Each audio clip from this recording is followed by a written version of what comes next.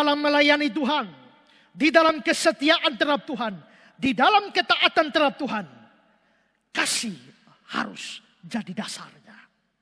Kasih harus menjadi dasar dari pelayanan, kesetiaan, dan ketaatan kita. Mengapa harus kasih? Karena kasih tidak merasakan beban. Mengapa harus kasih? Karena kasih tidak merasakan beban. Mengapa harus kasih? Karena kasih tidak merasakan beban. Perhatikan Yohanes 20 ayat 15. Maria menyangka orang itu adalah penunggu taman.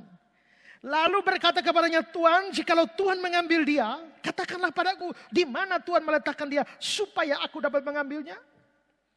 Maria yang kira orang itu penunggu taman telah mengambil mayat Yesus, lalu dia beritahu aku, supaya aku dapat mengambilnya. Supaya aku, Maria Magdalena, mengambil Yesus. Bagaimana cara dia mengambil Yesus? Fakta ini, kata-kata ini dikomentari oleh Adam Clarke. Clarke mengatakan begini, supaya aku dapat mengambilnya. Alangkah benarnya pepatah, kasih tidak merasakan beban. Yesus sedang dalam usia yang terbaik pada waktu dia disalibkan. Dan ada 100 pound rempah-rempah ditambahkan kepada tubuhnya. Maksudnya menjadi berat sekali, karena ini orang dewasa dengan rempah-rempah. Tetapi Maria berpikir untuk mengambil atau mengangkatnya pergi bersama-sama. Dan jika saja ia bisa menemukan di mana ia diletakkan. Kasih Maria membuat pekerjaan yang seharusnya dipikir secara logika terlalu berat. Dia berani melakukan itu.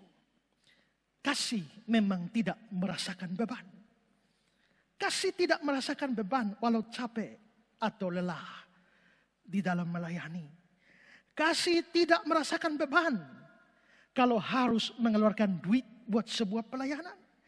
Kasih tidak merasakan beban untuk mengesampingkan kepentingan-kepentingan pribadi demi kerajaan Allah. Ya, asal ada kasih, orang dapat melakukan apapun yang kelihatannya mustahil. Di dalam perjanjian lama kita ingat ada cerita tentang Yakub yang bekerja pada pamannya dengan harapan mendapatkan Rahel. Tapi ternyata ditipu pamannya, diberikan Leah. Lalu untuk mendapatkan Rahel, pamannya menyuruh dia kerja lagi. 7 tahun. Dan bagaimana kitab suci menggambarkan itu? Kejadian 29 ayat 18 dan ayat 20. Yakub cinta kepada Rahel.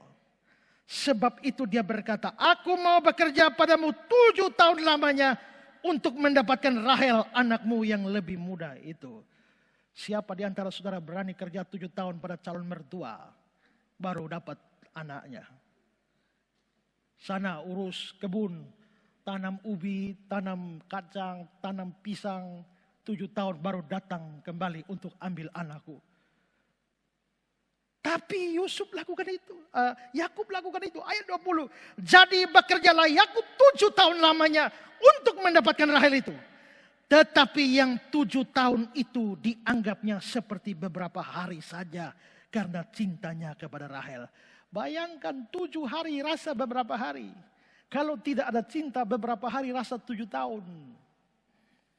Kasih, cinta tidak merasakan beban. Itulah sebabnya melayani Tuhan itu perlu kasih. Karena itu pada waktu Tuhan Yesus mau memberikan kepercayaan pada Petrus, gembalakanlah domba-dombaku. Di Yohanes pasal yang ke-21. Sebelum berikan perintah gembalakan domba-dombaku. Gembalakan domba-domba itu berat itu. Kata gembalakan di situ dalam bahasa Yunani bisa berarti rawatlah, jagalah, berilah makan. Domba-dombaku itu ada 2 kata Yunani dipakai, arnos dan arnion. Arnos itu adalah domba dewasa, arnion domba kecil, domba anak. Nah urus domba dewasa lebih mudah daripada domba anak yang baru lahir. Gembalakanlah anak-anak dombaku. Berarti ini tugas berat bagi Petrus. Sebelum tugas berat itu dilakukan, kalau Petrus tidak punya kasih, bisa lari, bisa pensiun dini. Itulah sebabnya Tuhan Yesus perlu pertanyakan kasih dia.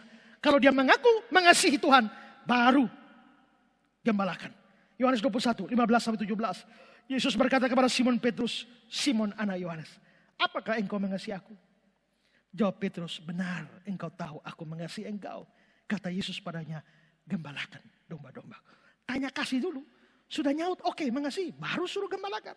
Ayat 16. Kata Yesus pula kepadanya untuk kedua kalinya, Simon anak Yohanes, apakah engkau mengasihi aku? Jawab Petrus padanya, benar Tuhan engkau tahu aku mengasihi engkau. Kata Yesus kepadanya, gembalakanlah domba-dombaku. Kata Yesus untuk ketiga kalinya, Simon anak Yohanes, apakah engkau mengasihi aku? Dan dia berkata, Tuhan engkau tahu segala sesuatu, engkau tahu bahwa aku mengasihi engkau. Kata Yesus kepadanya, gembalakanlah domba-dombaku. Kamu tidak bisa sungguh-sungguh mengembalakan domba-domba kalau kamu tidak mengasihi Tuhan. Tuhan tidak mau mempercayakan domba-dombanya kepada orang yang tidak mengasihi dia. Apalagi hanya mengasihi diri. Karena kalau orang hanya mengasihi diri, tidak mengasihi Tuhan, tidak mengasihi domba, nanti dombanya dicukur bulunya, diambil susunya, kurus kering. Dan dombanya, gembalanya yang sehat, dombanya melarat. Itulah sebabnya Tuhan pertanyakan kasih. Setelah itu baru memberikan kepercayaan pelayanan. Pelayanan yang sejati memang harus lahir dari hati yang mengasihi. Kesetiaan harus lahir dari hati yang mengasihi. Ketaatan harus lahir dari hati yang mengasihi. Karena itu saudara-saudara, saudara semua harus sungguh-sungguh bertanya di dalam hati, apakah saya benar mengasihi Tuhan? Apakah di dalam melakukan pelayanan ini saya benar-benar melakukan karena saya mengasihi Tuhan? Apakah kesetiaan saya lahir dari kasih kepada Tuhan? Apakah ketaatan saya lahir dari kasih kepada Tuhan?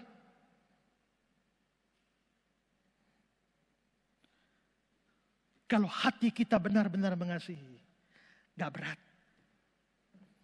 Maria memberikan duitnya dan harta kekayaannya untuk mendukung Yesus. Tidak rasa rugi. Tidak. Kenapa? Karena hati mengasihi. Kalau hati tidak mengasihi, keluarkan duit susah. Ngomel ada. Tidak kasih tapi ngomel. Kalau hati tidak mengasihi, orang sukar memberikan waktunya bagi Tuhan. Sukar memberikan tenaga, sukar memberikan perhatian. Tapi kalau ada kasih, apa yang berat jadi ringan. Love will creep where water can pass. Cinta dapat mengalir di tempat di mana air tidak bisa melewatinya. Air hanya bisa dari gunung turun ke lembah. Dari lembah ke gunung tidak bisa. Kecuali pakai pompa air. Pakai pipa. Dari pam baru bisa. Tapi love will creep where water can pass. Kasih cinta bisa mengalir di tempat di mana air tidak bisa melewatinya. Karena itu Rasul Yohanes bilang 1 Yohanes 5 ayat 3. Sebab inilah kasih kepada Allah. Yaitu bahwa kita menuruti perintah-perintahnya. Perintah-perintahnya itu tidak berat. Tidak berat bukan karena tidak berat, berat juga. Karena apa? Barang siapa tampar pipi kananmu, beri pipi kirimu. Jangan balas jahat dengan jahat. Kalau orang memaki kamu, berkatilah. Kalau orang kutuk kamu, berkatilah. Saudara kira mudah? Barang siapa tampar pipimu yang satu, beri pipimu yang lain. Lalu ada orang datang, plak. Tampar orang Kristen, si Kristennya balas, plak. Lalu yang tampar bilang, loh kenapa kamu tampar? Bukankah Tuhan bilang, siapa tampar pipi kirimu, beri pipi kanan. Kenapa saya tampar kau balas? Ya karena kau salah. Firman bilang, siapa tampar kanan, beri kiri. Kau tampar kiri duluan. Makanya saya balas. Coba kalau kau tampar kanan. Yang satu lagi, plak ditampar kanan. Dia kasih satu lagi, pukul. Nah, dia bilang, sekarang urusan firman Tuhan sudah selesai. Sekarang urusan laki-laki dengan laki-laki. Ternyata tidak mudah saudara melakukan. Tapi kenapa dikatakan perintah-perintahnya tidak berat? Bukan karena di dalam perintah itu tidak berat. Tapi karena ada kasih yang menyertai ketaatan. Membuat perintah itu tidak berat.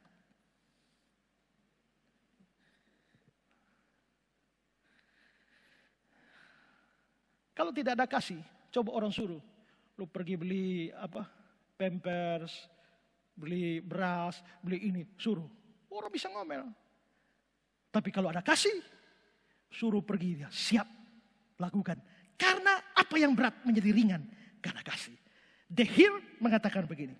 Kalau kita dalam hati mengasihi juru selamat yang telah memberi perintah-perintah itu, maka kita melakukannya dengan senang hati. Sebuah pepatah berbunyi, kasih menjadikan setiap beban ringan. Jikalau kita mengasihi Allah Bapa dan Yesus yang sedemikian rupa mengasihi kita, maka kita rela untuk hidup bagi Dia. Dan kalau kita sudah merasakan bahwa hal mengasihi sesama manusia adalah hal yang indah, yang memuaskan, maka kita akan menganggap tuntutan kasih sebagai ringan dan enak. Ingat, orang bisa melayani tanpa kasih, tapi orang tidak mungkin mengasihi tanpa melayani. Pertanyaanku hari ini adalah, apakah benar saudara mengasihi Tuhan? Kalau ya, apakah saudara mau melayani Dia dengan apa yang ada pada saudara? Seperti Maria Magdalena. Apakah saudara berani pergunakan kekayaan dan uangmu untuk pekerjaan Tuhan seperti Maria Magdalena? Apakah saudara mau setia kepada Tuhan seperti Maria Magdalena? Apakah saudara mau taat kepada firman seperti Maria Magdalena? Untuk semua yang sering terlibat dalam pelayanan di gereja saudara, sebagai pengkhotbah, WL, pemain musik, guru sekolah minggu, pengurus gereja, para diaken, majelis, paduan suara, dan lain sebagainya. Apakah saudara mengasihi Tuhan? Dan bahkan seluruh jemaat yang mengikuti khotbah ini, pertanyaanku adalah, apakah kamu mengasihi Tuhan? Orang bisa melakukan tugas pelayanan dengan motivasi yang berbeda, bukan kasih. Bisa cari keuntungan, bisa hanya kewajiban, bisa hanya hobi, bisa hanya sungkan, bisa hanya isi waktu luang. Tapi yang Tuhan butuhkan adalah orang-orang dengan hati yang mengasihi Tuhan. Karena Tuhan sudah melakukan terlebih dahulu. Apakah engkau mengasihi Tuhan?